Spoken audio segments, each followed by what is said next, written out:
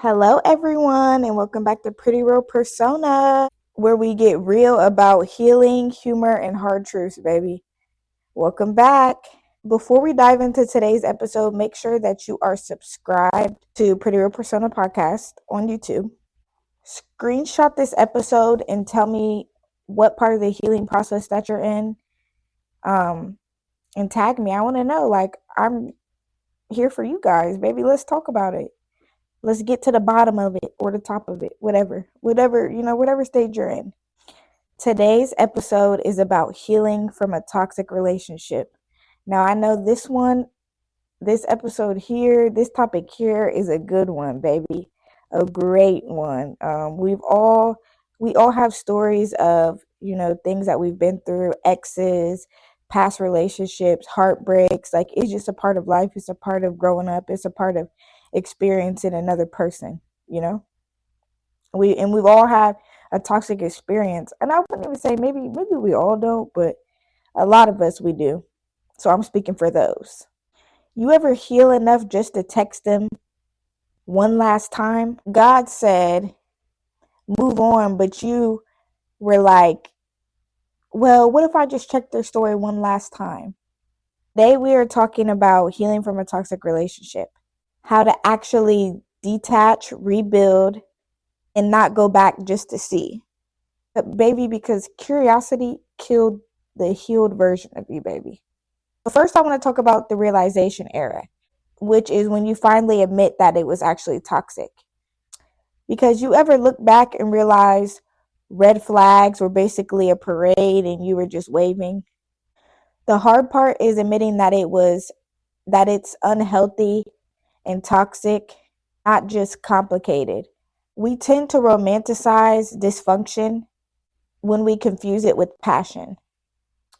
Because, baby, patterns repeat until you heal what attracts those kind of patterns. It's okay to miss a person and know that they were not good for you. The realization era is humbling. It's realizing that love should not hurt that much. I think it's just very, very hard. I think it's very hard to realize when a relationship is unhealthy. It's like I think it's when you start talking to other people about what's going on in your relationship and they start telling you things like real people, real friends, real people are going to tell you like, okay, that's not right. That shouldn't happen. They shouldn't do this. This is kind of weird. Or, some people and it's only people will only tell you that for so long until you have to figure it out for yourself, or they're going to let you figure it out because you keep on going back or repeating this pattern. And some unhealthy things, some toxic things are um, someone who constantly breaks up with you, or someone you guys keep breaking up, getting back together, breaking up, getting back together, because it's genuinely breaking the security of the relationship. No one can feel secure if they never know if you're together or not. And that's not healthy.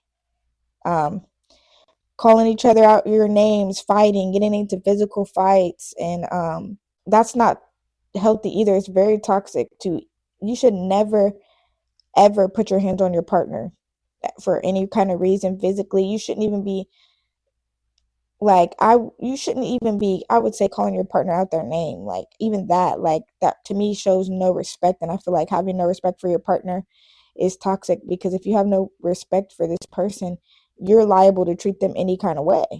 I think we kind of romanticize the dysfunction in relationships and call it passion, because I think we see a lot of toxic relationships showed to us in the media and things, and we romanticize those kind of things, and we kind of compare our own relationships to them and to other relationships, where it's like, oh, if they're not doing this for me, then they must not love me. Or instead of just actually taking inventory of how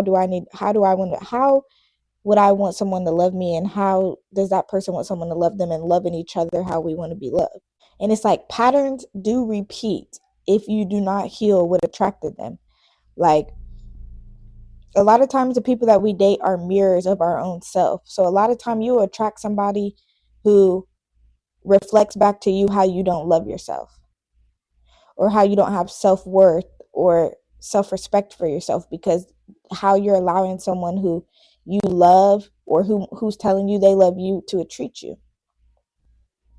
um I think that's one of the biggest lessons I've learned in love. I think, I've learned, I think like one of my previous relationships before the one I'm in now, happy with my queen, my love her to death. She's great. Um, was like one of the most toxic situations I've ever been in, where it was like this person had no respect for me. It was like one day they were super great. They loved me. I felt like they love bombed me into a relationship to where it was like, they probably weren't my like regular type. I probably never dated someone that probably looked like them, but me, it's like, I love your heart. Like, I'm going to love your heart, your soul. And to me, it's not about even really what you look like, but it's like how you treat me, and I want to know that I'm with a good person, and I want to know that I'm with someone who would do the things that I would do for them, for me. Um, and I just think that this person, like, they had a lot of toxic things, like, where, like, we would have a disagreement, instead of it being like an agree to disagree, or like we can talk through this and get through problems, it would be like, oh, they're verbally abusing you, or verbally, like, disrespecting you really bad. And for me, I just felt like that was like a big telling, because for a while I let it just happen, and I just didn't want to disrespect them because I loved them, I cared about them, I never wanted to like hurt them with my words, so I didn't, but I would swallow when they would hurt me. And I think the biggest thing I learned about that is, you cannot let someone disrespect you like that. And so from here on out, I've never let anybody talk to me or treat me in a kind of way, or even raise their voice or disrespect me verbally, or talk to me any kind of way. I either shut it down, or I literally remove myself from either that person's life, or just from that person's space, or let them know, like, you will not talk to me like this, and I'm not accepting this. Like, that is the difference. Like, you have to correct someone who has no respect for you. Because one thing about it, baby, the truth doesn't hurt, denial does. Denial will have you staying in a situation that you should have left a long time ago. Healing from a toxic relationship feels like detoxing from an addiction, baby. Like, I feel like you can be addicted to love, you can be addicted to a person. um Toxic relationships create a chemical high and low, and it's like you kind of get looped into that, like, oh, the relationship highs, life in general, things in general have highs and lows, but when it comes to relationships and you're always constantly going through like extreme ups and downs, like, that's what it's talking about, that toxic um chemical highs and lows. um and it's like, unlearning toxic patterns is not easy. It's actually really hard, because it's like, if you do not heal from the things that have hurt you, you can literally go into the next relationship and treat someone who wants to freshly love you and hurt them in the same way that you were hurt. But it's like, what makes it crazy is like, that isn't you. That's not you. That's not who you were. You learned that behavior, or you learned, or maybe you had those behaviors and you're just, a narcissist, and you're, have a pattern of treating people like this super hard. And it's like, some things for me is like, I always make sure, like, before I jump into a new relationship, that I heal from the things, because it's also like, being able to heal is a two-way street. Like, you have to take accountability, you have to have self-responsibility and self-awareness, because that's all you need, all of those things to realize, like, um to like heal and like just be accountable for the things that you've been through or went through, in the sense of your own behavior, because it's not just someone's, like, for a relationship to be toxic, it's not always just one person. Like, you cannot participate until you participate. It's always a two-way street. There's always things that you could have done better, in a relationship, or something that someone else could have done better in a relationship, um, for it being the reason that it failed or something. Um,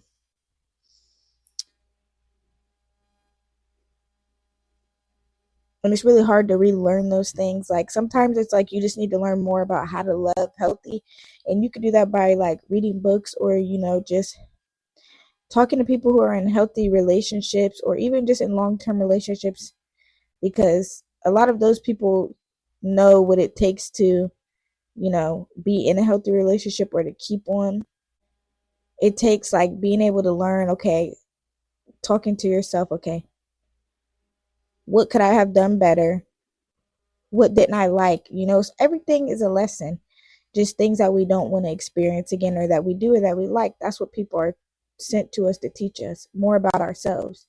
So really, it's like the key to unlearning is to really go within yourself and see like what would help you. So I would say learn the love languages, and what how do you want to be loved? I feel like that's the big question, is how do you want to be loved? How do you feel like you were loved, and how that didn't serve you or make you feel like you were loved, and what made you not feel like you were loved, so the next time you know how you want to be loved. Definitely unlearning, like specifically like naming, okay, what is the toxic pattern? What was the toxic things out of this relationship, and what is something I don't want to do to someone? And literally like actively working on not doing those things, because those things aren't just showing up, won't just show up like in your next relationship. They'll show up like in friendships, they'll show up in your daily life of how you treat people if the relationship was toxic enough. A couple things to just like note are like, the silence of leaving, the emptiness, that's normal. That loneliness you feel after a toxic relationship, that's just normal. um it takes a lot of just sitting with yourself, getting comfortable with just it being you again. Definitely unlearn the idea that for love to be real, it has to be intense. That is couldn't be anything further from the truth. um a lot of times great love is boring. You gotta, do things to spice it up, romanticize your relationship, but the boring stuff is the good stuff. I'm not gonna lie. Relearning safety, peace, and communication as your default, your normal relationship habits. um Knowing that love doesn't have to be hard. A lot of times we do things in life that make life harder. Make sure that you replace chaos with consistency. It feels boring at first, but I promise you it's healing. Because, baby, boring love is just peaceful love that you're not used to yet. Now, I want to talk about the rebuilding era, the building yourself back up era. And that looks like literally getting into new hobbies, finding yourself again, finding like figuring out who I am, what do I like to do. And that comes with trying a whole bunch of different hobbies, really sitting with yourself and your emotions, and doing everything it takes to really build yourself back up. And sometimes does not always look it's not always one way or one specific way for you to do that.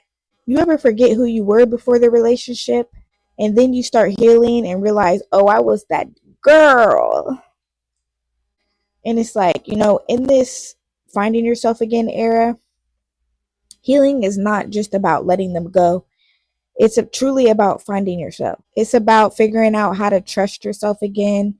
And you can do those things by starting small, making small promises to yourself and making sure you keep them. That's how you trust yourself. By saying, I'm going to do this, and then doing it.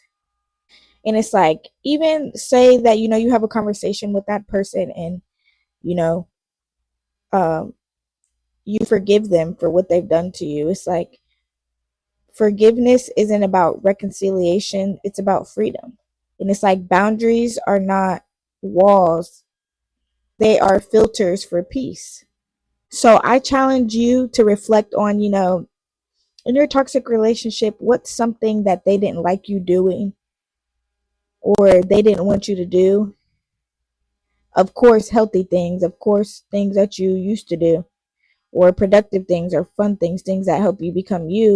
And I challenge you to just go do those things. Take back your power, you know? So it's like healing from a toxic relationship is not proving that you're so over it. It's about having so much peace, having so much respect and for yourself that you don't want to go back to them. That you genuinely just feel like I would just never go back to them. Every time you don't go back, every time you choose peace, every time you don't explain your growth,